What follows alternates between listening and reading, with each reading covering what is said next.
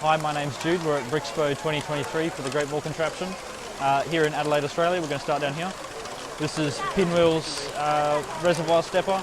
It's based on the 2018 Brick Fair Workshop module. Nice simple steps. You can chuck 1,000 balls in here and it's fine. Well, not 1,000, but oh well.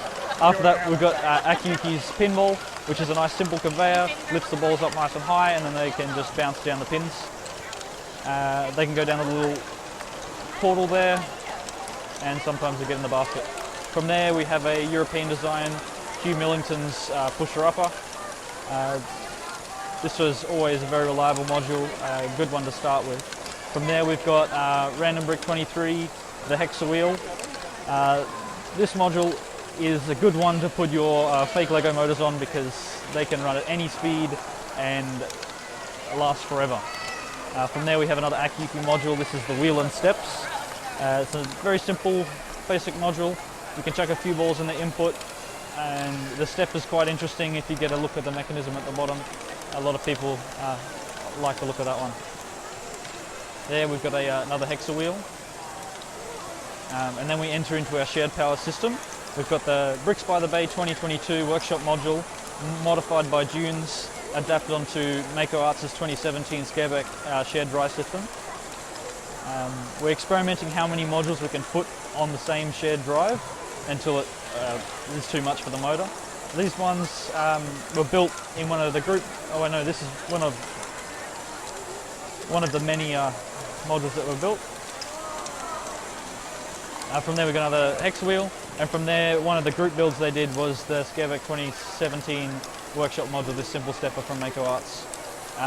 Conveniently they join on the same shared power system, so you can get a bit of variation.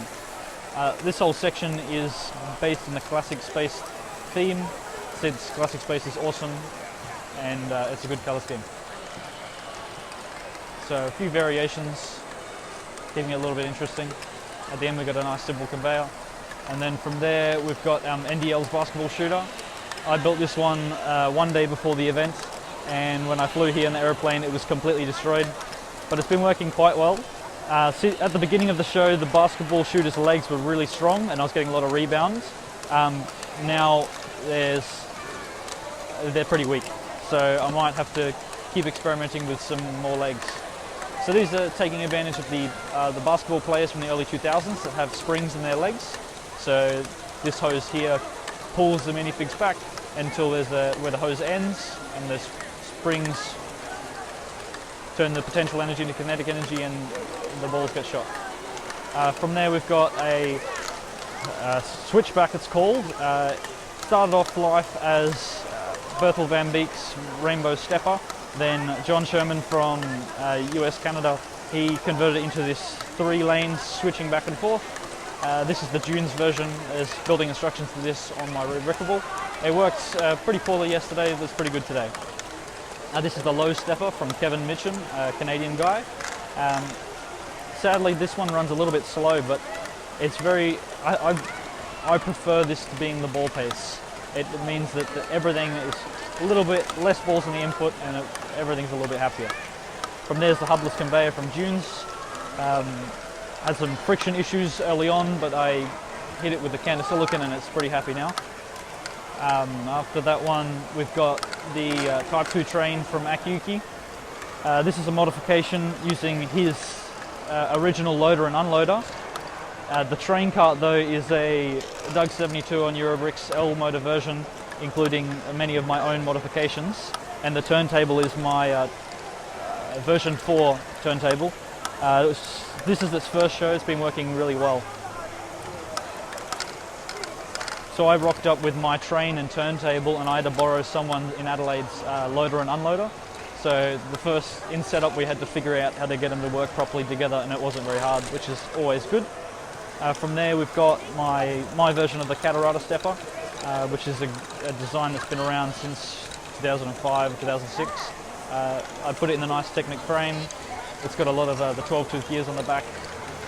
This one here likes to exceed the 1 ball per second rules, but that's fine. From there we have 30, which is a module designed to test the GBC standard. What it does is the conveyor belt lifts the balls up, and there's a tipper that takes 3 balls and drops it down to another set of tippers that weights for 30 balls, or sometimes 33.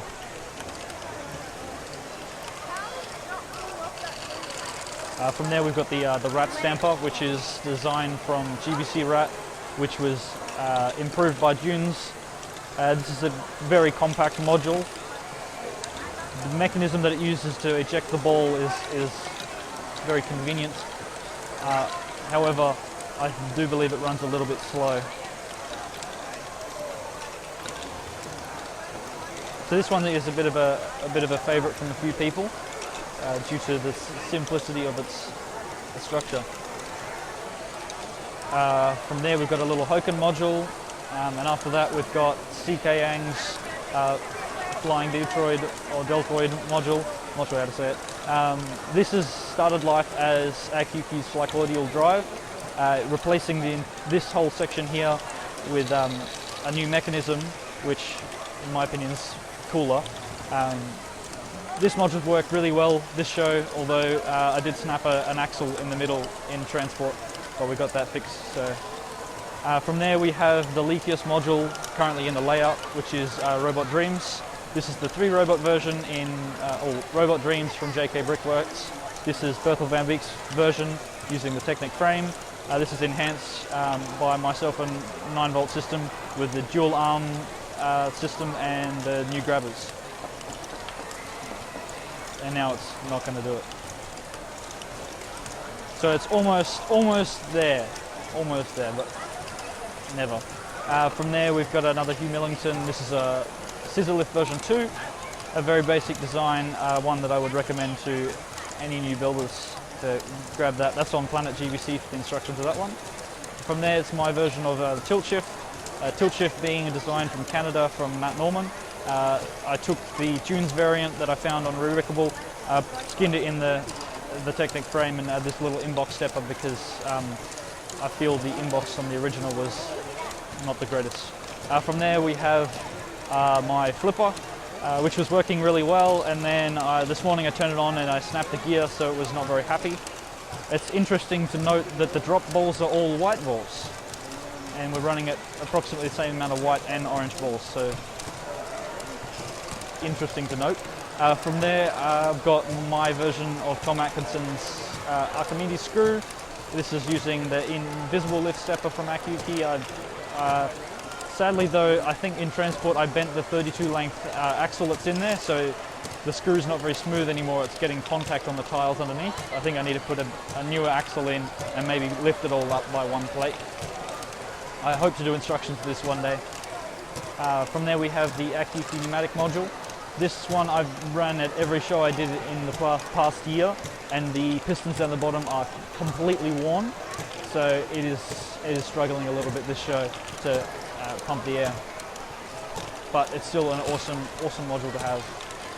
From there we've got the Dunes version of Tom Atkinson's perpetual prototype. This is a little catapult.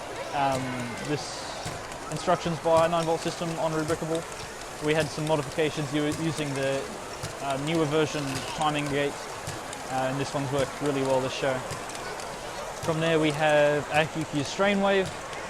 This one's been modified with a complete redesign of the gearing using 2XL motors and solidifying much of the drive that goes to the stepper. It's been working reasonably well. We've got it running a little bit faster now, so I think it's clogging up a little bit less, so much more reliable. We've got a nice flexible out ramp which is feeding into 3 of Matt Norman's whirly gigs. These are running on shared power. This is a nice simple module I recommend for beginners. I've got some nice decorative gears on the front just to make them look a little bit interesting. Then we've got a Akuki 6 heads. This is always a crowd favourite. Unique motion I've not seen repeated in another module, so this is definitely a cool one.